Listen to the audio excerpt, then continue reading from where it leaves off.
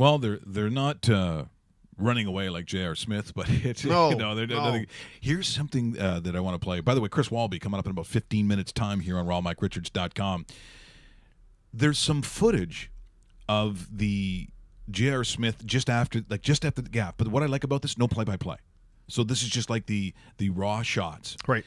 And I'd never really seen what the bench looked like. Like we sort of tried to figure out as fans, what do you do after what will go down as historically one of the worst moves of all time in an NBA championship? So they had the words on the court, but what is LeBron doing once they sit down on the chairs? And you can just see what I would say is controlled agony is the best way to describe it. Here's what it looked like, once again, property of the NBA and NBA broadband properties.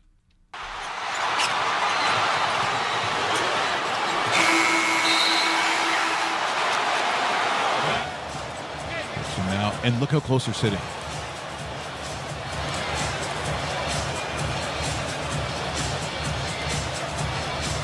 Like LeBron can't even lift his head up.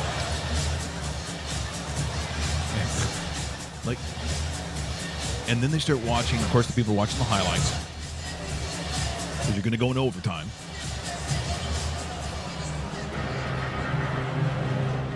Like, look at LeBron. He's just dying. Just dying. Like, if you're JR, what are you leaning over and saying, hey, did you see the last episode of Walking Dead? No! That's maybe what he was thinking during the game. I don't know. Like, look at that.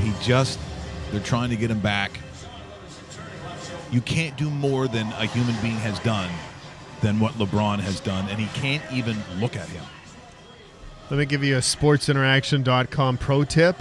You see that going into the final frame, you go to live betting, Yeah. and you keep on clicking on Warriors, because that game was lost right there. The sail had left the ship, gone, finished, over, and you saw what Golden State did to them in the overtime. Now looking. Hey guys, pass it to me. No, we're not going to pass it to you. Yeah. What? We just become best friends? Yep.